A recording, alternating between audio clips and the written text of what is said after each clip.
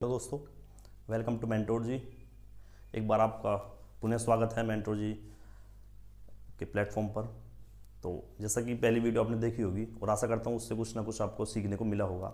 तो हम अब स्टार्टिंग करते हैं अपने संविधान की, संविधान निर्माण की, या संविधान को विस्तार से समझने की कि संविधान क्या होता है, क्यों होता है, क्या जरूरत पड़ी थी, या कैसे बना था, या अब इसके क्या फ़ायदे हैं और क्या नुकसान है। नुकसान तो खैर क्या ही है, लेकिन क्या फ़ायदे हैं और इससे देश कितने प्रगतिशील राह पर चलता है। ठीक है, तो ये सारी बातें करने वाले हैं आज संविधान को लेके।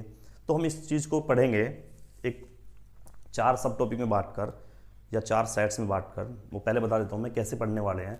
तो राज्य व्यवस्था को सबसे पहले हम जानेंगे संविधान के बारे में। ठीक है, जैसे कि भाई संविधान क्या है, क्यों है, कैसे बना, कैसे गठन हुआ, या इसकी क्या प्रक्रिया थी, या ये एक जैसे बोलते हैं उधार का थैला है या नहीं है। इसको सारी चीज़ें हम इसके बारे में जानेंगे।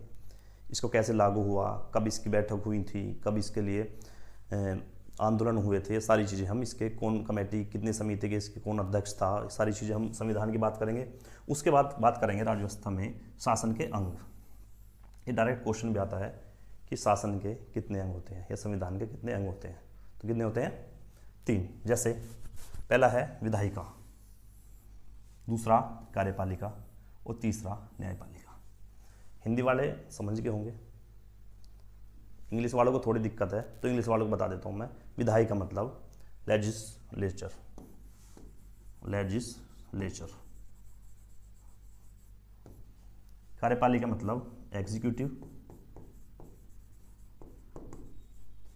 न्यायपालिका मतलब जुडिशरी।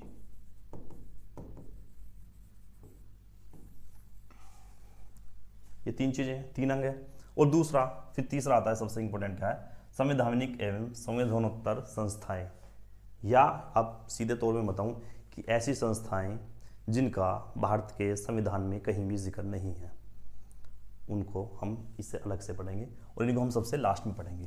क्वेश्चन जरूर इनसे बनता है, इंपॉर्टेंट भी है, लेकिन हम इसको पहले इसको जानेंगे क्योंकि इसका सिलेबस ज़्यादा है, ये ज़्यादा जरूरी है हमको जानना। ठीक है, तो सबसे पहले हम इन तीनों चीज़ों को जानेंगे, संविधान को जानेंगे, फिर इसके बारे में।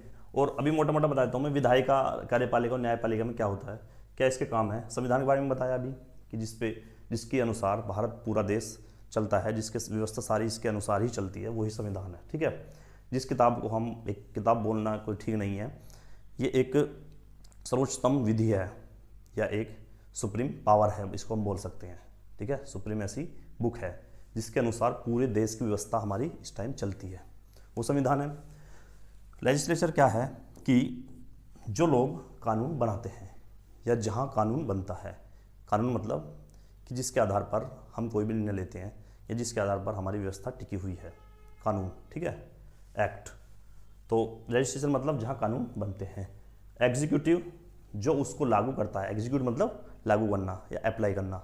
एग्जीक्यूट का मतलब अगर इंग्लिश में आप समझेंगे तो अप्लाई करना, या टू एग्जीक्यूट मतलब तो उसको एक ग्राउंड लेवल पर उसको चीज़ें को लाना है। ठीक है, एग्जीक्यूटिव मतलब उनको कानून को लागू करना। इसका काम क्या है? कानून बनाना, इसका काम लागू करना। ठीक है, न्यायपालिका सब पता है, हाई कोर्ट, सुप्रीम कोर्ट। इन दोनों चीज़ों ने, इन दोनों संस्था ने काम करा है, सही ढंग से करा है, नहीं करा है। मतलब अगर इसने कोई कानून बनाया है वो बिल्कुल इसके संविधान के अंडर आता है, या इसका हनन करता है, या इसकी अपमान या अवमानना नहीं होती है, इसको चीज़ को देखने के लिए जुडिशरी रखी है जो इंडिपेंडेंट होती है। मतलब ये किसी के दबाव में नहीं आती, ना सरकार के, ना किसी भी। संविधान का सिर्फ इसका काम होता है कि इस चीज़ का, संविधान का पूरा पक्षपात करना है, और इसमें जो चीज़ें लिखी हैं उसके हिसाब से तुम कानून बनाओगे, तुम उसको लागू करोगे। अगर तुमने कोई भी इसके साथ बदतमीजी करी या छेड़छाड़ करी या इसका कहीं ना कहीं अपमान हुआ तो ये दोनों चीज़ रद्द हो जाएंगी, वो कानून भी और जो लागू करा है वो भी। इसका मतलब ये होता है न्यायपालिका का। इसीलिए वो हमारा स्वतंत्र है, इंडिपेंडेंट है, वो डिपेंडेंट नहीं है किसी पर भी, ना किसी सरकार पर है। लोग कहते हैं कि सरकार ने सुप्रीम कोर्ट या हाई कोर्ट खरीद लिया है, ये अफवाह है, ये गलत बातें हैं। लेकिन हाँ, कहीं ना कहीं कुछ ना कुछ चीज़ें अंदरूनी ऐसी होती होंगी जो किसी ना किसी निर्णय को लेकर ये फेर बदल कर सकते हैं, लेकिन कागजी कार्रवाई के तौर पर ये एक इंडिपेंडेंट निकाय है। ये एक बॉडी ऐसी है कि जो किसी की भी अंडर रह के काम नहीं करती, ये अपना काम अलग करती है। ठीक है, तो सबसे क्या मतलब है, लेजिस्लेशन का मतलब है कानून बनाना और एग्जीक्यूटिव का मतलब लागू करना, और जुडिशियल मतलब उनका देख रेख करना है कि वो सही है गलत है। सिर्फ इतना काम करना है कि वो सही है या नहीं है, इस चीज़ को देखना है उनका काम, सही है। और अगर मैं इसकी बात अभी आपको बताऊं, संवैधानिक एवं संवैधानोत्तर संस्थाएं, मतलब ये जो संस्थाएं हैं जिनका मैंने बताया अभी जिक्र करा है कि ये ऐसी संस्थाएं हैं जिनका उसमें उल्लेख नहीं है संविधान में। एक तो होता है जिनका उल्लेख संविधान में है, ऐसी संस्थाएं जिनका उल्लेख संविधान में है, एक तो वो संस्थाएं होती हैं। एक होता है जिनका इसमें उल्लेख नहीं है। जैसे अभी मैं साथ के साथ अभी समझा देता हूँ यहाँ से।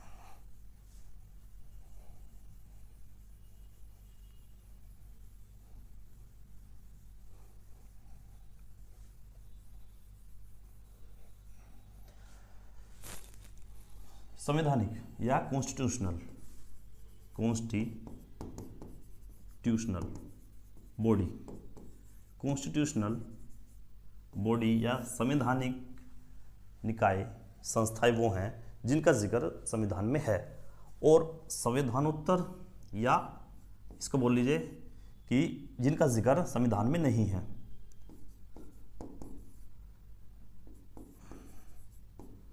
संविधान में जिक्र नहीं है।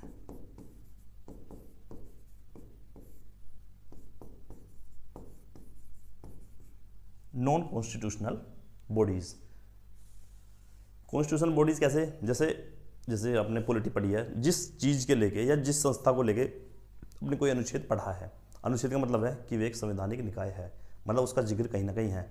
अनुच्छेद का आगे पढ़ चलेंगे, आगे जब चलेंगे तो पढ़ेंगे इसको कि ये क्या होता है। अनुच्छेद का मतलब है कि कहीं ना कहीं ये जो किताब है हमारी संविधान, ये सिर्फ और सिर्फ अनुच्छेद के ऊपर ही टिका हुआ है। जितने अनुच्छेद हैं इतने ही इसमें, आप बोल लीजिए इतने ही इसमें एक्ट है, इतनी पावर है या इतने ही कानून है। जितने अनुच्छेद हैं, हर अनुच्छेद कुछ ना कुछ पावर देता है, हर अनुच्छेद कुछ ना कुछ अपनी अलग व्याख्या करता है। तो इसका मतलब ये है जो कॉन्स्टिट्यूशनल बॉडीज़ हैं ये वो होती हैं जिनका कहीं ना कहीं जिक्र एक अनुच्छेद में होता है, अनुच्छेद में इनका जिक्र है। जैसे एग्जाम्पल के तौर पे यूपीएससी है,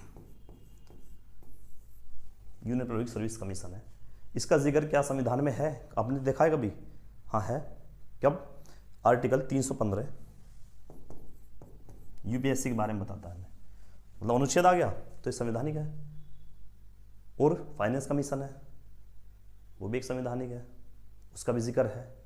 कहीं ना कहीं वही चीज़ें बता रहा हूँ मैं आपको, कॉन्स्टिट्यूशनल बॉडी वो हैं जिनका संविधान में कहीं ना कहीं जिक्र है, या इनका कहीं ना कहीं कोई ना कोई अनुच्छेद हमने कभी ना कभी पढ़ा है। जैसे एक वो ले लीजिए, जैसे हमारा है वो attorney general of India AGI या CAG,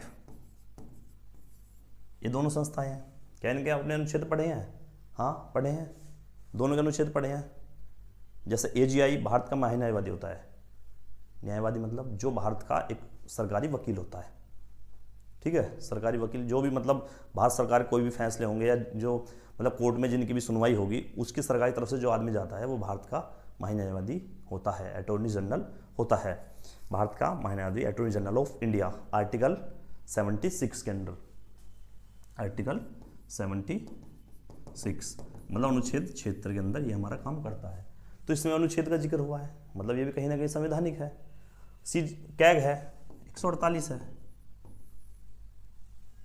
comptroller and auditor general of India है, जो भारत के जो जितने भी हमारे ये सरकार के जो भी पत्रिकाएं होती हैं, पत्रिकाएं मतलब जो है जितनी फाइल होती हैं उनकी सबकी जांच करता है। किसने किसने पैसा कहाँ उठाया है, कितना खर्चा हुआ है, किसने कोई रिपोर्ट गलत तो नहीं करी है, सबकी जांच करता है कैग आर्टिकल 148 के तहत, ठीक है। तो इसका कहीं ना कहीं हमारे जिक्र संविधान में है, तो ये संवैधानिक निकाय हैं। अब जैसे बात कर लेते हैं हम संवैधानोत्तर संस्थाएं या नॉन कॉन्स्टिट्यूशनल बॉडीज़ की। जैसे सबसे पहली बात और सबसे बड़ी, आपने कई बार नाम सुना होगा नीति आयोग। नीति आयोग क्या तुमने कहीं संविधान पढ़ोगे तो आप कहीं नहीं जिक्र नहीं सुनोगे नीति आयोग का, कि अनुच्छेद इसके तहत ये हमें ये पावर देती है या इसमें इस आर्टिकल में ये लिखा है, ये कहीं पावर नहीं देती है। नीति आयोग ये तो लाए मोदी जी ऐसे, तो नीति आयोग को शायद 2015 में आया है, तो ये कहाँ संविधान में है? संविधान बन के तैयार होगा 1949 में, ये आ रहा है 2015 में, तो इसका जिक्र संविधान में तो होगा नहीं, तो ये बाद में जोड़ा है, जरूरत पड़ने पर इसको जोड़ा गया है। तो ये नॉन कॉन्स्टिट्यूशनल बॉडीज है। जैसे दूसरा है national human right commission, national human right commission, इसका कोई जिक्र नहीं है भारत के संविधान में, बाद में जोड़ा है इसको। महिला आयोग है, अन्य पिछड़ा वर्ग आयोग है, इनकी जो सबकी बात ये बाद में जोड़े हैं, तो ये नॉन कॉन्स्टिट्यूशनल बॉडीज़ हैं, ठीक है। जैसे CVC है, सेंट्रल विजिलेंस कमीशन है, उसको बाद में जोड़ा है। CIC है, ये सारी चीज़ें जो हमारे, इनके कोई अनुच्छेद देखा है आपने? नेशनल ह्यूमन राइट कमीशन कोई अनुच्छेद देखा है? नहीं देखा है। अन्य पिछड़ा वर्ग आयोग का कोई वो देखा है आपने अनुच्छेद? नहीं। महिला आयोग का कुछ नहीं देखा है, ठीक है। ये तो संस्थाएं बहुत बाद में आई हैं, इनका जिक्र जो मूल संविधान है उसमें है ही नहीं। तो जो संस्थाएं बाद में जुड़ी हैं या जिनका काम बाद में जुड़ने का हुआ है संविधान में, तो वो नॉन कॉन्स्टिट्यूशनल कहलाती हैं। तो फर्क समझ में आ गया कॉन्स्टिट्यूशनल और नॉन कॉन्स्टिट्यूशनल में? मतलब जिनका संविधान में जिक्र है तो ये कॉन्स्टिट्यूशनल है, जिनका नहीं है वो नॉन कॉन्स्टिट्यूशनल है। संविधान एक संविधानोत्तर है, ठीक है। ये मोटी मोटी बात है। इसके बाद हम बात करने वाले हैं नेक्स्ट पे, कि इतना तो आपको आई होप समझ में आया होगा। इसके बाद जैसे मैंने अभी बताया, सबसे पहले हम संविधान को पढ़ेंगे, और संविधान को किस तरह से पढ़ेंगे, किस लेवल से पढ़ेंगे और किस समझ के हिसाब से पढ़ेंगे, आपको ये सब क्लियर हो जाएगा अभी, ठीक है। आई होप आवाज़ आपको सब सही आ रही होगी।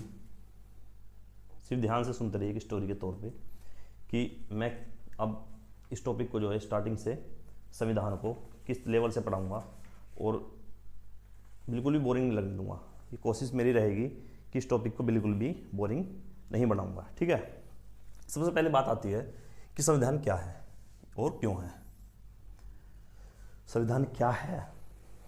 What is constitution? संविधान क्या है और क्यों है? अगर है तो क्यों है? क्या जरूरत है भाई इसकी? क्या सब देश कॉन्स्टिट्यूशन के अनुसार चलते हैं, संविधान के अनुसार चलते हैं? जिसमें संविधान नहीं है वो देश नहीं चलते। हाँ है, जिसमें संविधान नहीं है वो देश चलते हैं, लेकिन वो कैसे चलते हैं वो मैं बस आपको समझाऊंगा, आपको पता भी होगा। जिसमें संविधान नहीं है वो कैसे चलते हैं, जिसमें संविधान है वो कैसे चलते हैं। तो संविधान क्या है? संविधान एक, अभी बताया ना मैंने, सर्वोच्च विधि है। भारत की सर्वोच्च विधि या एक पुस्तक, सर्वोच्च बुक है या सुप्रीम बुक है, जिसमें इतने मोटे तरीके से सारे कानून लिखे हैं, एक एक चीज़ लिखी हुई है संविधान में, तथ्य भी और अतथ्य। मतलब सीधे सीधे तौर पे तथ्य लिखे हुए हैं कि इसके अनुसार हम ऐसे इस देश को चलाएंगे, इसके अनुसार इस चीज़ को लागू करेंगे। अतथ्य मतलब है कि उसकी रोकथाम भी लिखी हुई है कि अगर ऐसे हुआ तो हम किसका इस्तेमाल करेंगे, कौन से अनुच्छेद का इस्तेमाल करेंगे, अगर सरकार ऐसे करेगी तो हम कौन से अनुच्छेद के अनुसार हम इस चीज़ को रोकेंगे। कि इसमें संविधान में हर दोनों तरह से, जब भी तो हम बोलते हैं संविधान भारत का लचीला है, कठोर है, तो ना कठोर है ना लचीला है। अगर लचीला हो जाता तो सब कानून तोड़ के भागते, और कठोर हो जाता तो कोई जनता की बात नहीं सुनती सरकार, या सरकार की कोई बात नहीं सुनना चाहती। तो ना तो कठोर है ना लचीला है भारत का संविधान। तो संविधान क्या है? संविधान मैंने बताया, संविधान एक ऐसी बॉडी है, संविधान एक ऐसी दस्तावेज है जो किसी भी शासन को वैधता प्रदान करती है। शासन मतलब किसी भी सरकार को, जो भारत में सरकार काम कर रही है उसको वैधता प्रदान करती है कि तुम्हारी वैधता ये है, तुम भारत में ये काम कर सकते हो, इस सीमा में रह के कर सकते हो, ये आपका दायरा है, इसके दायरे से बाहर नहीं जाओगे, और अगर जाओगे तो उनके पिताजी हैं कौन? Supreme court. वो फिर फटकार लगाएंगे, फिर उस दायरे में लाएंगे। सुप्रीम कोर्ट का काम ये है कि सारे ही शासन और प्रशासन व्यवस्था पर नज़र रखना है, नज़र बनाए रखना है। कुछ भी गलत काम होगा आ जाए इधर, तो ये काम सुप्रीम कोर्ट का है, ठीक है। सरकार क्या है? सरकार का कानून बनाएगी, लागू करेगी, उसके बाद कोई कमी आएगी तो सुप्रीम कोर्ट है। जनता के लिए है, खुला हुआ है हर टाइम, सरकार के लिए भी है, लेकिन एक विधि में रहकर या एक दायरे में रहकर। तो एक ऐसा दस्तावेज है जो किसी भी शासन को एक दायरे में रहने की गुहार लगाता है या उसको एक बाउंडेड करता है, ठीक है। और जब तक इसके अनुसार काम कर रहे हैं जब तक ठीक है। मतलब कोई सरकार अगर संविधान के खिलाफ जाएगी या जो संविधान के मतलब संविधान का पालन नहीं करेगी तो उस सरकार को ये फिर सुप्रीम कोर्ट है हमारा फटकार लगाने के लिए। इसका मतलब ये होगा कि संविधान के अंदर ही जो इस विधि में लिखे हुए कानून हैं, जो इस किताब में लिखे हुए कानून हैं, उसके अनुसार सरकार काम करती है तो ठीक है, तुम्हें परमिशन है, वेल डन है, ठीक है। लेकिन अगर कहीं भी कोई भी कुछ ऐसी कमी आएगी सरकार के अंदर, दिखाई देगी किसी आम जनता को, किसी नागरिक को, या किसी को भी, विपक्ष को भी, कि ये सरकार इसका हनन कर रही है, संविधान के इस अनुच्छेद का है, किसी का भी, तो सुप्रीम कोर्ट के पास जाएगी। सुप्रीम कोर्ट उसको फिर खींच के लाएगी, यहाँ जा, अभी समझाया, दोबारा समझा रहे हैं, इस दायरे में रहना है तुझे, बस जो संविधान में जितना दायरा है तेरा, इतने रहना है, ठीक है। ये बात होगी संविधान क्या है। समझ में आया क्या है कि एक सर्वोच्च विधि है, ये एक शासन, प्रशासन को एक शासन करने की व्यवस्था प्रदान करती है, उसको बताती है कि आपको ऐसे इस पे भारत पे रूल करना है। ये चीज़ ये संविधान सिखाता है। अगर संविधान ना होता तो फिर ऐसी कोई सरकार वहाँ जा रही है, कोई आदमी उसे मार रहा है, कोई उसे मार रहा है, किसी को 10 साल की सजा है, किसी को सजा ही नहीं है, किसी ने बाइक चोरी होगी, किसी को कोई पूछता ही नहीं है, किसी को फांसी की सजा हो रही है बाइक चोरी पर, तो ऐसा होता। अब संविधान में सब चीज़ लिखे हुए हैं, आप प्रधानमंत्री के बेटे हों या प्रधानमंत्री का बेटा क्या ही है, होता ही नहीं है, तो आप किसी के बेटे या बेटी हो, किसी के भी VIP फूफा ताऊ चाचा हो, किसी को नहीं रोक सकता। संविधान का मतलब है जिसने अपराध किया है उसके लिए कानून बराबर है, वो संविधान का यही काम है, और इसलिए ये सर्वोच्च विधि है। मतलब जो इसमें लिखा हुआ है वो कानून वही हमारे सिर माथे है, उससे अलग हम कुछ नहीं कर सकते हैं, या सरकार नहीं कर सकती, मनमानी नहीं कर सकती है। और सरकार चाहेगी तो कुछ ना कुछ अपना कुछ कसौटी करके आम जनता की ओर अपनी जेब में रखेगी। ये भी इसी के कारण बचा हुआ है संविधान के, कि संविधान में ये लिखा हुआ है कि हर सरकार इतना, उनका मौलिक कर्तव्य है, ठीक है, कि वो इतना काम जनता के लिए करेंगे, राज्य के लिए इतना काम करेंगे, इतनी स्कीम होगी, इतनी, ये जो स्कीम आती है सरकारी स्कीम, ये कोई इनकी मर्जी से नहीं आती है, ये भी संविधान में लिखा है। जुड़ा बाद में बेशक है, लेकिन संविधान में है कि कोई भी सरकार आएगी और राज्य कल्याण के लिए या आम जनता कल्याण के लिए काम करेगी, और वो करना पड़ता है उसको। कोई सरकार नहीं चाहे किसान के लिए जो है 2-2 हज़ार की 4 किस्त या 3 किस्त देते, लेकिन उसका कर्तव्य बना है। कैसे बना है? संविधान से बना है। संविधान में लिखा है वो चीज़ें कि तुम्हारा कर्तव्य है कि जनता की, राज्य की एक विकसित पथ पे इसको चलाना है, तो अपनी तरफ से कुछ ना कुछ योजनाएं आपको देनी होगी एक आम जनता के लिए, ठीक है। अब इसमें कोई चीज़ ऐसी है कि वो इस चीज़ को कम कर सकती है या ज़्यादा कर सकती है, ये डिपेंडेंट है। ये नहीं है कि संविधान ये बिल्कुल बाउंड नहीं करता है कि तुम्हें हर साल या हर अपनी कार्यकाल में 5 साल में आपको 50 योजनाएं या 40 योजनाएं फिक्स करनी है। नहीं, उसकी मर्जी है, वो 25, 30, 50, 40 जितने भी कर चाहे, लेकिन करनी है। समाज कल्याण के लिए आवश्यकता है, और ये संविधान में लिखा है। वरना कोई सरकार अपनी तरफ से नहीं चाहेगी कि मैं किसान की जेब में या किसी सरकारी अफसर की जेब में कुछ ना कुछ पैसे डाल दूँ। सबको आजा रहती, आन दे, ठीक है। ये बातें, तो संविधान क्या है ये पता लग गया। अब क्यों है ये भी साथ के साथ मैंने बताया, क्यों है। किसी भी देश को, किसी भी राज्य को एक निर्माण के रास्ते पर चलाना, या बोल सकते हैं कि उसको विकसित राज्य बनाना, या उसकी व्यवस्था को बिल्कुल ठीक ढंग से चलाना, ये संविधान में लिखा है। तो क्यों है? इसलिए है क्योंकि उस राज्य की तरक्की, उस इंसान की तरक्की, उस आम नागरिक के भेदभाव या मौलिक अधिकारों का कोई छीन ना ले, या उसके खिलाफ कोई कुछ ना कुछ साजिश ना रच रहा हो, या उसके खिलाफ कोई ऐसा चीज़ ना हो जिससे उस आदमी का या उस प्रत्येक मनुष्य का कहीं ना कहीं उसके मौलिक अधिकार होगा या उसके खुद के अधिकारों का कहीं ना कहीं हनन हो, या उस चीज़ को घुट कर रह सकते हो समाज में। सबके निर्माण के लिए, सब भावनाओं को अलग करके, जाति, धर्म और मजहब के नाम पे, रंग रूप क्षेत्र के आधार पे, भाषा के आधार पे, सबके आधार को छोड़ के सबके निर्माण के लिए जो काम करना है वो इसी ने सिखाया है, संविधान ने सिखाया है, ठीक है। वरना मुगल काल है, दिल्ली सल्तनत है, अंग्रेजों शासन था, उसमें कोई व्यवस्था थी नहीं। उसमें क्या था कि आदमी के चेहरे को देख के बात करते थे वो लोग। कैसे? कि तू हिंदू है भाई, हाँ, तेरा क्या काम है? तेरा भाई बैंड बजाना काम है, मतलब तूने जब मंदिर गया उसे तोड़ाना मेरा काम है। या तू मुसलमान है, हाँ, तेरा काम अंदर है। हाँ, औरंगजेब का काम क्या था? उसका यही तो काम था। औरंगजेब का काम क्या था? वो यही तो राजनीति करता था, हिंदू मुस्लिम वाली। अंग्रेजों ने भी यही करा था। अंग्रेजों ने सोच लिया जब भारत अब काबू में नहीं आ रहा, अब ये स्वतंत्र की मांग कर रहा है, स्वतंत्र होने की या अपने संविधान बनाने की मांग कर रहा है, तो उसने बोला अब कहीं ना कहीं इसको मजबूर करा जाए या इसको कहीं ना कहीं कमज़ोर करा जाए। और कमज़ोर कैसे हो सकता है आदमी, परिवार कमज़ोर कब होता है, जब उसको तोड़ने की बात की जाए। और भारत में पहले से जयचंदों की जनसंख्या ज़्यादा रही है। पहले तो एक ही जयचंद था, उसने देश को गुलाम रखा बहुत दिनों तक, उसके वजह से ही देश गुलाम था। आज तो कितने जयचंद हैं, कुछ खुले घूम रहे हैं, कुछ कोठरी बंद है, फर्क सिर्फ इतना है। लेकिन जयचंदों की कमी अभी भी नहीं है, भारत में जयचंदों की कमी नहीं है। और जयचंदों का मतलब क्या है कि एक 10 के समूह को, एक परिवार में 10 का समूह है, उसमें से 5-5 को अलग कर दो, उसकी शक्ति बट गई, कमज़ोर पड़ गया, अब उस पर कोई भी शासन तीसरा कर लेगा। ऐसे अंग्रेजों का काम था, ये रणनीति वो करते थे, वही राजनीति उस भारत के खिलाफ करी उन्होंने। जब बटा भारत, फिर अंग्रेजों का ये काम, मुसलमानों का ये काम था, मुस्लिम बिल्कुल ये आजा आजा रहती थी, पास बैठ, ये काम तेरा काम, सारा काम तेरा है।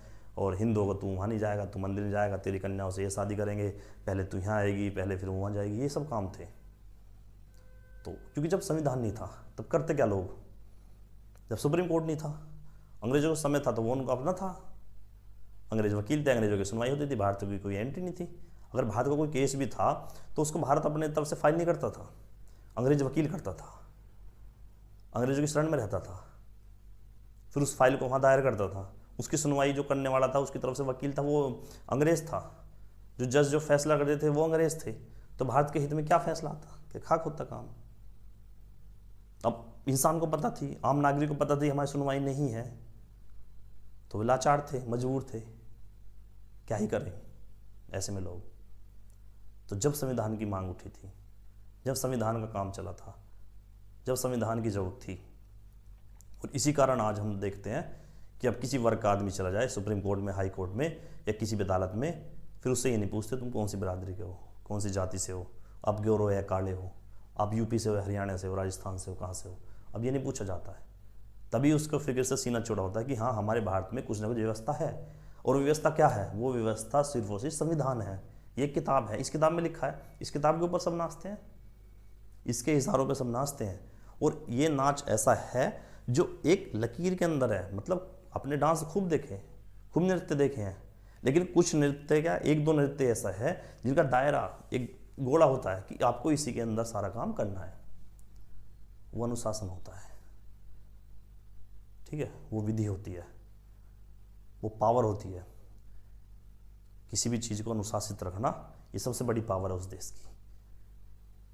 तो ये हमारा जो पावर है, हमारा संविधान दिवाता, यही संविधान है, संविधान में कुछ नहीं है। संविधान को जितनी पावर आम जनता को है, पावर सरकार को भी है।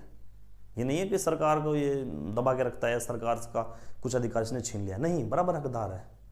लेकिन सारे ही अगर हम नाप तोल के उनका सार निकालें तो सरकार का, आम जनता का या किसी भी नागरिक का जो सार है वो ये निकलेगा कि कुछ भी चीज़ें कर लो या कुछ भी काम कर लो, होना चाहिए राष्ट्र के निर्माण के लिए, या राष्ट्र निर्माण में बाधा नहीं होनी चाहिए उस काम को, या किसी और इस चीज़ का, किसी और संगत का कहीं असर ना हो, ऐसी दंड हो, ऐसी सजा हो, जो ये चीज़ आज गलती हमने कर ली है तो आगे से ना हो पाए।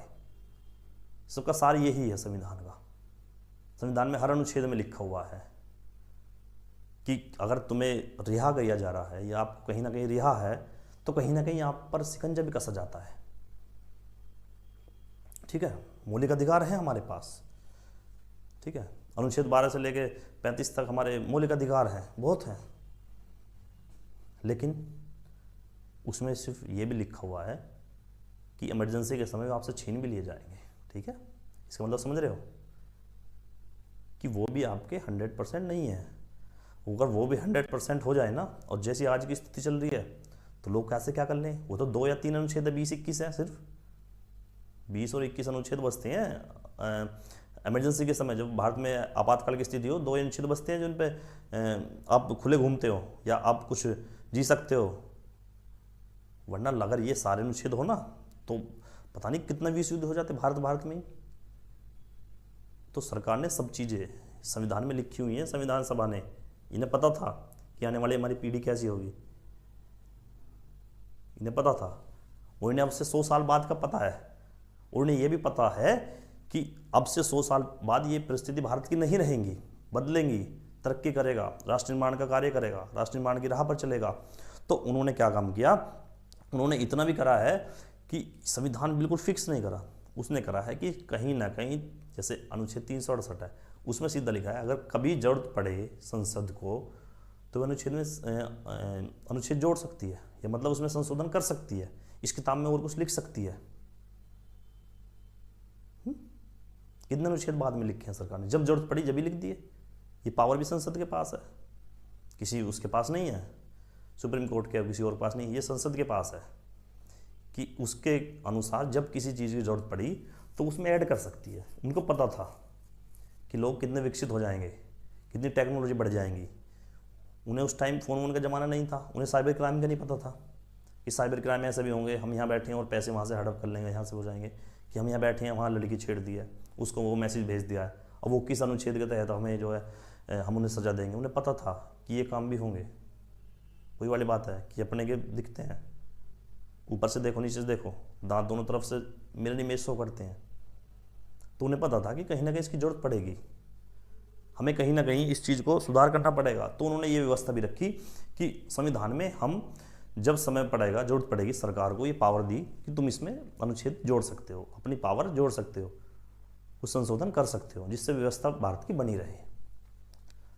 तो समझ गए, ये संविधान किसी का सगा नहीं है, इसका सिर्फ काम यही है कि कहीं ना कहीं सरकार का काम हो, सरकार के निर्माण की बात हो, निर्माण की बोल रहा हूँ, सरकार के हित की बात हो या किसी नागरिक के हित की बात हो, उसका सार सिर्फ यही है, कंक्लूजन सिर्फ यही निकलता है कि वो कहीं ना कहीं देश के विरुद्ध ना हो, देश के खिलाफ ना हो, देश की राह को प्रगति की तरफ ले जाने वाली बात हो, एक आम नागरिक को ऊंचाई पर ले जाने की बात हो, उसमें गिराव वाली स्थिति ना हो। तभी इतने अनुच्छेद का एकदम से सस्पेंड कर देते हैं इमरजेंसी के समय, क्योंकि लोग इधर उधर की बात ना करें। ठीक है, आई होप समझ गए होगे आप। मैं ज़्यादा लंबा ले गया इस टॉपिक को कि संविधान क्या है और क्यों है। ठीक है, क्या और क्यों समझ में आ गया। अब निर्माण की बात कर लेते हैं भाई। निर्माण की आपको बात पता ही है कि निर्माण इसका हमने क्यों जरूरत पड़ी या कैसे कैसे इसका निर्माण हुआ। अगर निर्माण हुआ है तो ये हमें किस परिस्थिति में हुआ है, इसके निर्माण की चर्चा भी हम आगे करेंगे। उससे पहले एक दो चीज़ें और हैं जो संविधान में बताने चाह रहा हूँ, इसकी सुन लीजिए। कि जैसे भारत में जब अंग्रेजों का शासन था तो तब भारत का कोई अस्तित्व नहीं था, आम नागरिक का कोई अस्तित्व नहीं बचा था। उस टाइम क्या था कि जो हमारी एक पार्टी उभरी, और वो कब उभरी, 1885 में। सब ने पढ़ा, जिसके फादर, जिसका निर्माण, जिसका गठन एक अंग्रेज ने किया था, ए.ओ. ह्यूम ने। ए.ओ. ह्यूम अंग्रेज था, नाम से पता है। कांग्रेस की बात कर रहा हूँ, यही कांग्रेस। वैसे बोलते हैं कि वो कांग्रेस अलग थी, ये अलग है, लेकिन कहीं ना कहीं कांग्रेस यही है। और जो जिस शुरुआती तौर में इसका काम था वही इस कांग्रेस का आजकल काम है। जातिवाद बात नहीं कर रहा हूँ, अभी फैक्ट बताऊंगा, आपको पता लगेगी कि कैसे कैसे काम थे, क्या था। ठीक है, 1885 में इसका गठन हुआ था। आपको पता है क्यों हुआ था, किस लिए हुआ था, पता है किसी को? पता हो तो कमेंट करें, बताओ मुझे क्यों हुआ था। 1885 में इसका गठन हुआ, सॉरी, और 1947 46-47 तक, देख रहे हो कितना समय होगा, देश आज़ाद। इतने समय लिया इन्होंने देश को आज़ाद कराने के लिए। और एक हकीकत आज बताता हूँ, कोई नहीं बताएगा, मैं बता देता हूँ कि इस कांग्रेस की हिम्मत नहीं थी कि वो भारत से अंग्रेजों को भगा सके। ठीक है,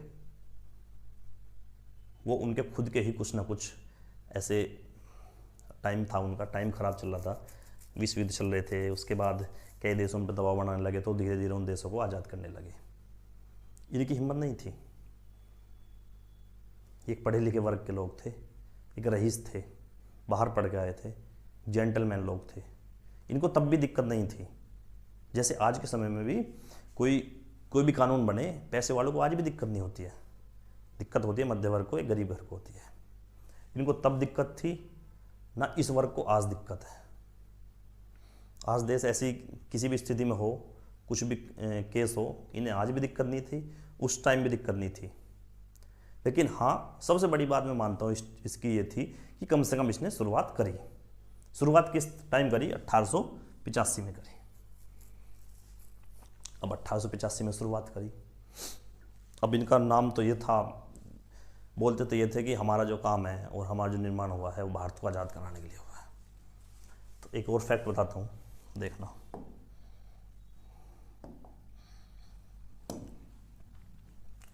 अट्ठारह सौ 85 से लेकर गठन हो गए हैं 1929, 5, 15 और 20, 35, लगभग 45 साल। इन 45 साल में इन्होंने एक बार भी भारत को आज़ाद कराने की बात नहीं करी, भारत को संविधान निर्माण की बात नहीं करी 45 साल में। वैसे हर साल ये अपनी सभाएं करते थे, कहीं ना कहीं अधिवेशन करते थे। तो 1929 तक, 1885 से 1929 तक एक बार भी भारतीय राष्ट्रीय कांग्रेस ने संविधान की मांग की बात या संविधान निर्माण की बात नहीं करी, या देश को आज़ाद कराने की बात नहीं करी। फिर कब करी? 1929 में पहली बार ये मांग करी। फिर ये क्या करते थे भाई, जब ये संविधान को या भारत को संविधान बनाने की बात नहीं करते थे तो ये क्या काम करते थे? ये काम करते थे भैया, एक काम था इनका स्थानीय स्वायत्ता। स्थानीय स्वायत्ता मतलब डोमिनियन स्टेटस। डोमिनियन स्टेटस ये क्या है? पहली बात तो ये पता होना चाहिए डोमेन स्टेटस क्या है। ऐसे कितने देश थे जो भारत के जो समय जब अंग्रेजों के गुलाम थे? कनाडा, न्यूजीलैंड, ये ऑस्ट्रेलिया वगैरह, ये सब, इनके सबके पास डोमेन स्टेटस था। भारत के पास ये भी नहीं था। तो इनका शुरू से ही कीड़ा दिमाग में था कि बस हमें ये मिल जाए। मैं बताऊंगा, देखो कितनी सोच इनकी कैसी थी। डोमेन स्टेटस का मतलब होता है कि इनको कहीं ना कहीं ऐसी चीज़ें मिल जाएं जिनका इनका कहीं ना कहीं इनसे भला हो जाए। जब सोच आपकी छोटी होगी तो तरक्की आपकी ज़्यादा कैसे होगी? तरक्की ज़्यादा जब होगी जब आपकी सोच बड़ी होगी। जब आपने सोचा है यहाँ से हापुड़ जाने का, तो आप दिल्ली कैसे पहुँच जाओगे? कम से कम प्लानिंग तो दिल्ली तक की हो तो हापुड़ पहुँचोगे। ऐसी इनकी थी। डोमेन स्टेटस क्या होता है? दो वर्ग थे अंग्रेजों के बटे हुए, मतलब दो ग्रुप में बटा था भाई। जैसे भारत में जो अच्छे नेता थे वो भी अंग्रेजों के उसमें प्रशासन में अधिकारी तो नहीं, नेता थे, वो भी चुन के आते थे। आपको पता है ये सब बातें, ठीक है। तो नेता तो वहाँ भी बैठे थे भारत के, लेकिन उनको का क्या काम काज क्या दे रखा था? जैसे ये, जिससे पैसा की आमदनी ना हो, खर्चा ज़्यादा हो, आमदनी नहीं हो, लोकप्रियता ना हो, लोगों की उसमें नज़रों में ज़्यादा आए, ये लगे हाँ तो लूट खसोट ये भारत के कर रहे हैं। जैसे उनका काम था, मान लिया कि हमारा हेल्थ को लेके, स्वास्थ्य को लेके, सड़क, नाली, गटर, कचरा, सफाई, ये काम थे। ये काम दे रखे थे हमें भारत के लोगों को, ठीक है। भारत के जो नेता थे कि तुम ये काम करो, साफ सफाई और गटर नाला, ये स्वास्थ्य व्यवस्था का, अस्पताल का, ठीक है। अपने पास क्या थे? पुलिस थी, सारे टैक्स थे, टैक्स वसूल काम था, और इसका था कृषि का था। ये सारे जो पैसे काम थे ये सारे इनके पास थे। तो हमारे जो भाई साहब थे 1885 के उसमें जो थे हमारे राष्ट्रीय कांग्रेस में, उनकी ये मांग थी कि हमें डोमिनियन स्टेटस दे दो। इसका मतलब ये है कि ये सेक्टर भी और ये सेक्टर भी दोनों हमें दे दो राज्य लेवल पर, वो भी केंद्र लेवल पर नहीं, केंद्र लेवल पर तुम ही काम करो, सिर्फ राज्य लेवल पर। जब इनसे पूछा गया भाई क्यों, ये डिमांड क्या है, इससे क्या फ़ायदा, तो बोलने लगे कि यार इससे फ़ायदा ये है क्योंकि पैसे वाले लोग थे, पैसा दिखता था हर टाइम। बोलने लगे कि यार इनसे पैसा तो आता इस व्यवस्था से, ठीक है। जो एक बोल सकते हैं आपकी आरक्षित वर्ग था, ये आरक्षित, ठीक है, रिजर्व बोलते हैं इसको, रिजर्व सूची। और ये है अंग्रेजों के पास, तो हमारे पास ये आ जाएगा तो हमारे पैसे की व्यवस्था, हमारा पहिया पैसे का घूम जाएगा, हमें फिर पैसे की दिक्कत नहीं आएगी। तो यही मांग थी इनके अंग्रेजों से। अब अंग्रेज भी बाप थे यार, उन्होंने बोला ये, क्योंकि बाप इसलिए बोल रहा हूँ मैं क्योंकि भाई गठन इसने किया है, स्थापना इसने करी है, ठीक है, तो यही हो गए। इन्होंने बोला ऐसे कैसे दे देंगे, ऐसे नहीं देंगे, इनकी नहीं, ऐसे नहीं। जब इन्हें लगा यार ये भी नहीं मिल रहा है, तब इनकी डिमांड बढ़ी कि यार अब ये अंग्रेज ऐसे नहीं मानेंगे, अब हमारा मैटर खत्म हो गया, 45 साल हो गए, हम में से 2-4 टू लग लिए और फिर टू लग लेंगे, क्या रह गया है देश में, क्या करना है। इन्होंने फिर अपनी मांग उठाई है 1929 के बाद। जब इन्होंने लगा कि अब ये कुछ नहीं होने वाला है, तब इन्होंने 1929 में डिमांड उठाई, ठीक है, अंग्रेजों से। इतना समझ में आया। उसके ही 1929 के बाद 1930 में ये क्वेश्चन आता है, 1930 में कांग्रेस ने पूर्ण स्वराज की मांग करी थी, ठीक है, 1930 में जाकर 1885 से बाद 1930 में इन्होंने 26 जनवरी 1930 एक्चुअल डेट है, लेकिन वही इतना फैक्ट नहीं आता। 1930 में पूछते हैं कि इसने जो है कांग्रेस ने कद इसकी मांग करी थी पूर्ण स्वराज की, ठीक है। ये मैंने बताया जैसे हर साल तो इनका अधिवेशन होता ही था, तो ये भी लाहौर अधिवेशन था। 1930 में कौन सा अधिवेशन था, ये था हमारा, वह लिखते हैं 1930 में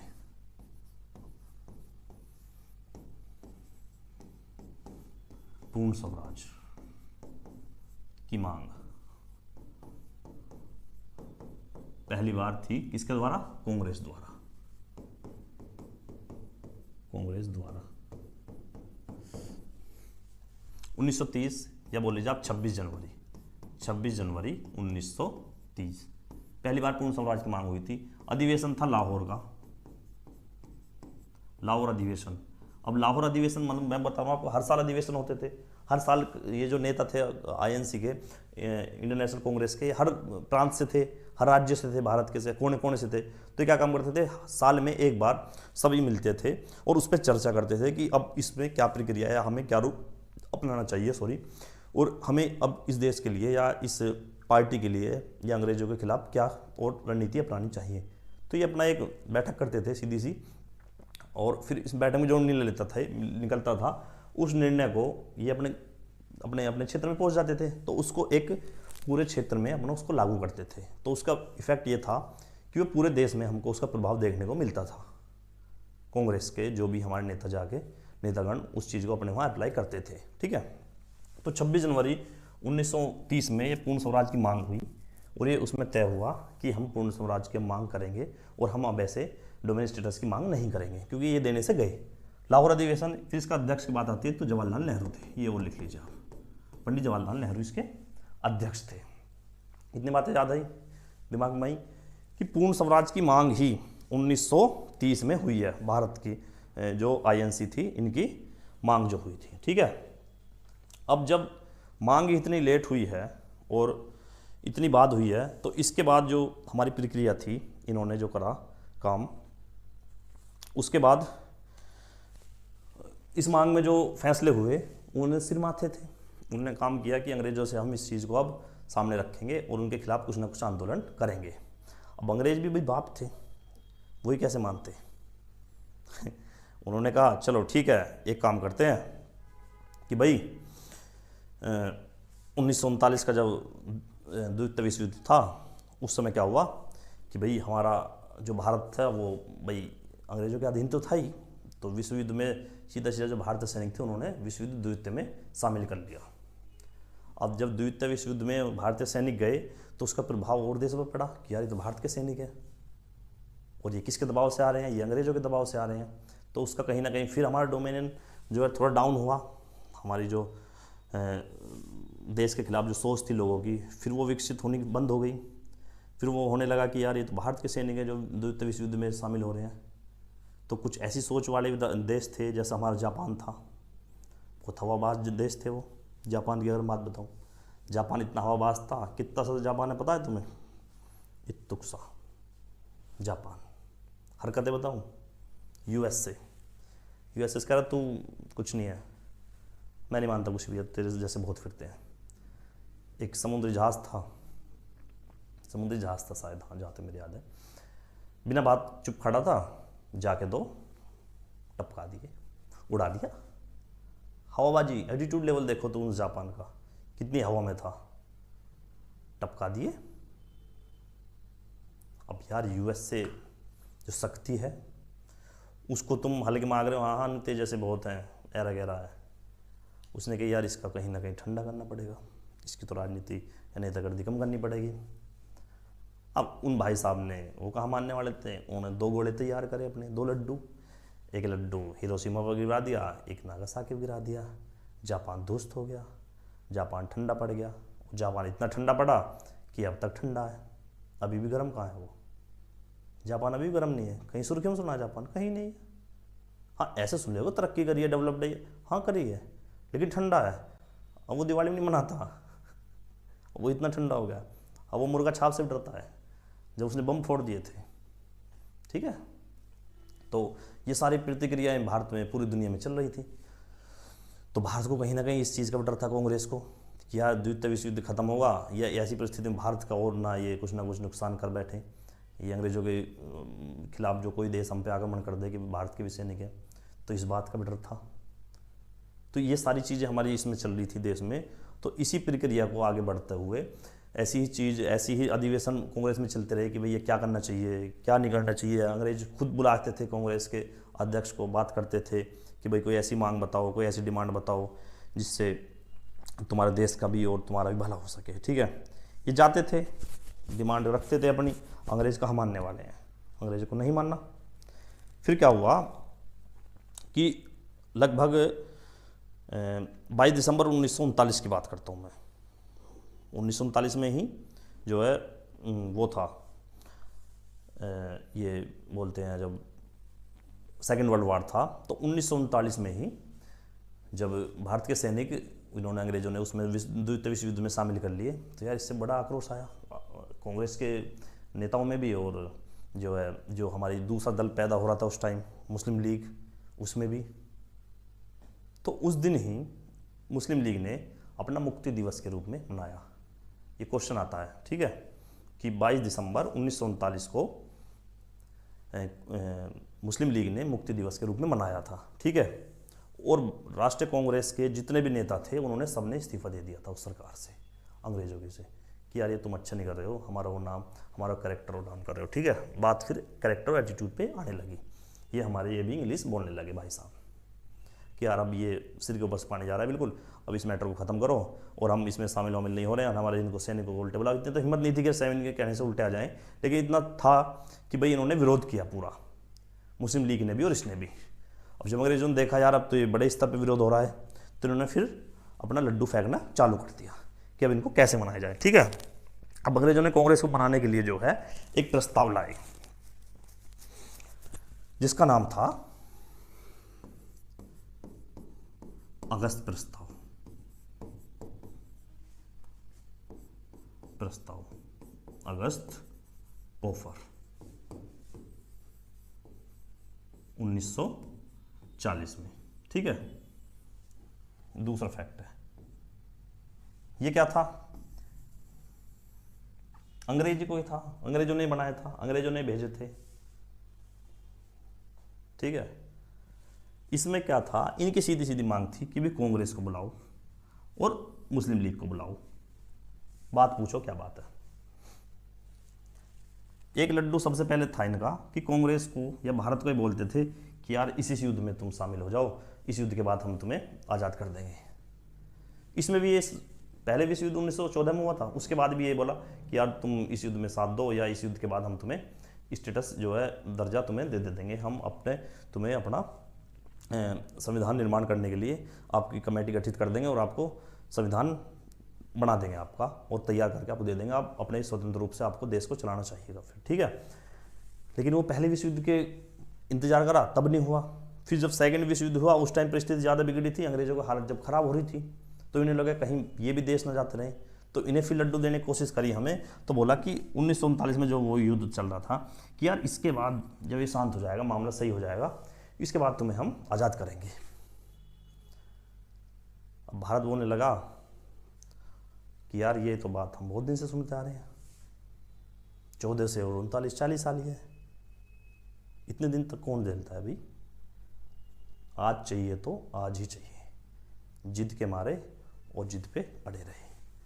अब कांग्रेस ये बुलाए मुस्लिम लीग वाले, हाँ भाई तुम नो, हमें कोई मतलब नहीं है, तुम आज़ाद करो मत करो, हमें तो अलग पाकिस्तान बनाने दो।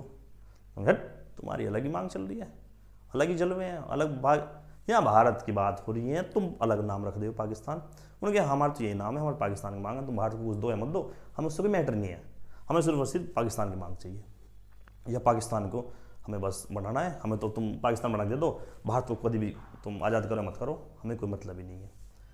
तो ये बात चलती रही। अगस्त प्रस्ताव आया, अगस्त प्रस्ताव भी भारत ने, राष्ट्रीय कांग्रेस ने ठुकरा दिया, ठीक है, मुस्लिम लीग ने मना कर दिया और इसने भी मना कर दिया।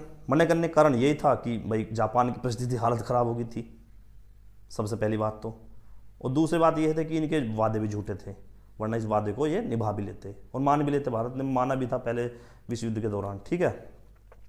फिर इसके बाद इन्होंने फिर आए भैया क्रिप्स मिशन, तीसरा जो आया था हमारा, फिर वो आया क्रिप्स मिशन।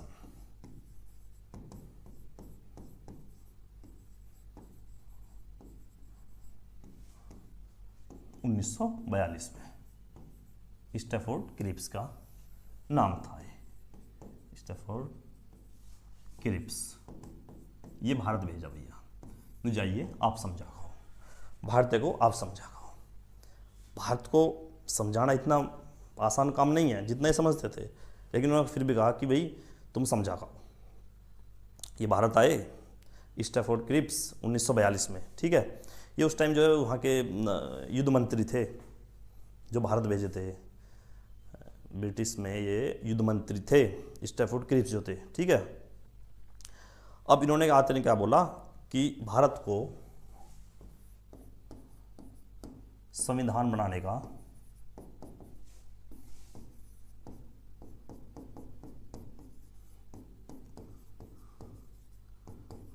अधिकार दिया जाता है। भारत राजी हो गए,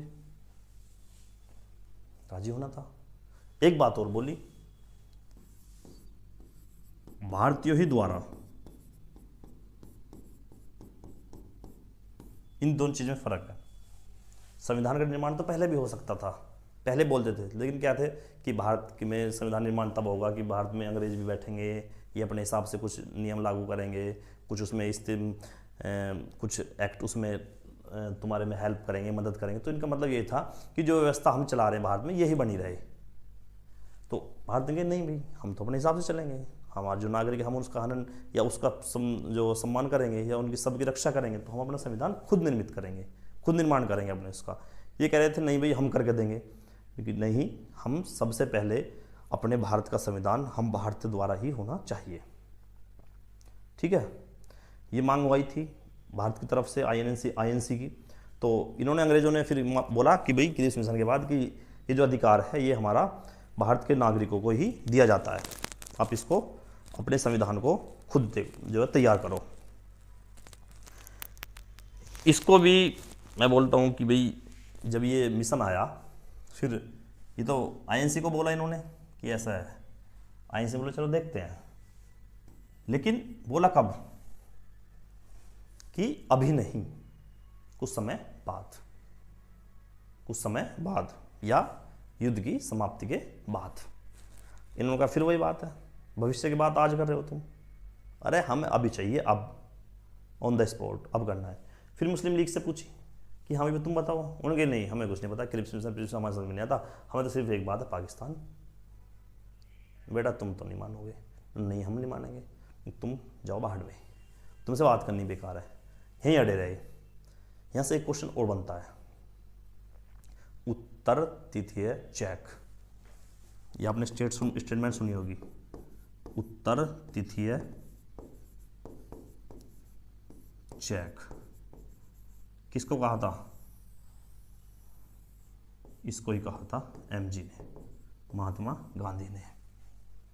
उत्तर तिथीय चेक मतलब पोस्ट डेटेड चेक,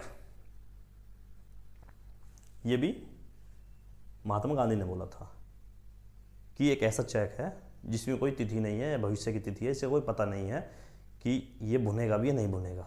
ठीक है, इसमें ही पोस्ट डेटेड चेक या उत्तर तिथीय चेक एक दिवालिया बैंक या दिवालिया बैंक द्वारा या डूबते हुए बैंक द्वारा, ये भी स्टेटमेंट दी थी हमारे जवाहरलाल नेहरू ने।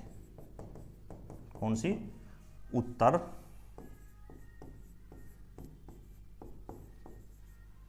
तिथीय चेक एक डूबते बैंक का, ये बात हमारे जवाहरलाल नेहरू ने बोली।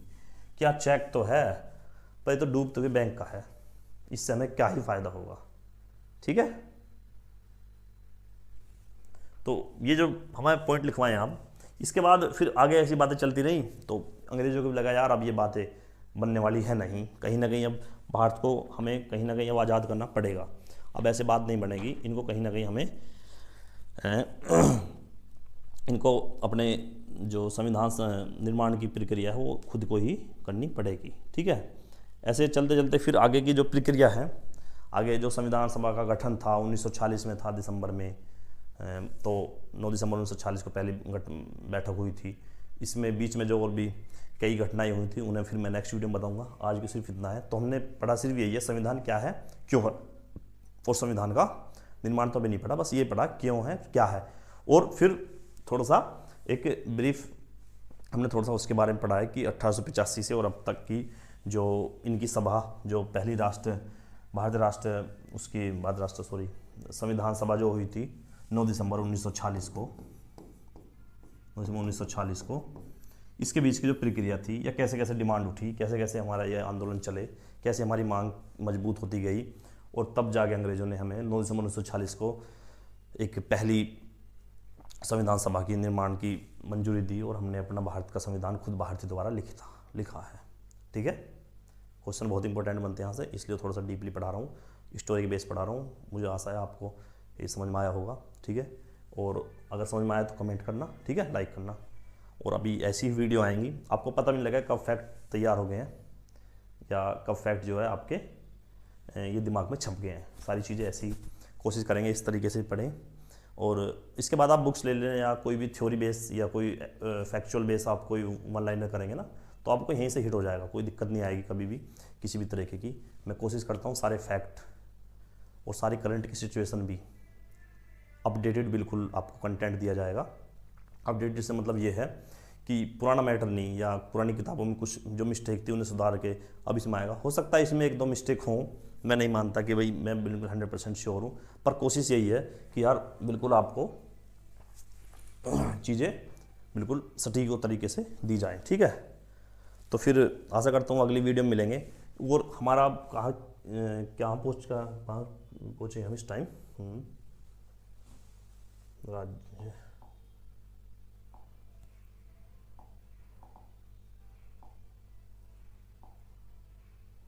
हाँ वो शायद मैंने रफ कर दिया था। ठीक है, संविधान का निर्माण हो गया था, और उसके बाद निर्माण की बात हम आगे वीडियो में करेंगे। उसके निर्माण के बाद फिर हम पूरी प्रक्रिया संविधान की जानेंगे, और अनुच्छेद 1 से लेके और आप मान लीजिए 51-52 तक तो एक अनुच्छेद आपको क्लियर होगा, क्रिस्टल क्लियर होगा, क्योंकि सबसे ज़्यादा जो पॉलिटिकल सिलेबस है वो दो ही चीज़ें पर टिका होता है। एक तो शुरुआती जो टॉपिक होते हैं, जैसे एक तो संविधान हो गया, संविधान निर्माण सभा, ये गठित और ये इसके INC का अधिवेशन, ये ठीक है। उसके बाद जो होता है अनुच्छेद 1 से लेकर और 51 तक, ये अनुच्छेद बहुत इंपॉर्टेंट है। लगभग 50 से 55% जो सिलेबस है हमारा, 50 से 55% सिलेबस हमारा इसी चीज़ों में कवर हो जाता है अनुच्छेद 51 तक पढ़ते पढ़ते। तो ये इंपॉर्टेंट बहुत है, ये 50-55 आर्टिकल हमारे बहुत इंपॉर्टेंट है, इन्हें हम बिल्कुल डीपली पढ़ेंगे और सारी चीज़ें पढ़ेंगे। ठीक है, प्रस्तावना के बारे में पढ़ेंगे कि प्रस्तावना भारत संविधान का अंग है या नहीं है, या बेरोवाडी केस वर्षिप जो केस था 1960 में, उसमें प्रस्तावना को भारत का अंग नहीं माना था, संविधान का अंग नहीं माना था। फिर जो बाद में जो केस हुई है सुप्रीम कोर्ट में याचिका दायर हुई, उसमें फिर प्रस्तावना को भारत संविधान का अंग माना गया। ये सब बातें हम आगे करेंगे, प्रस्तावना के बाद में बात करेंगे।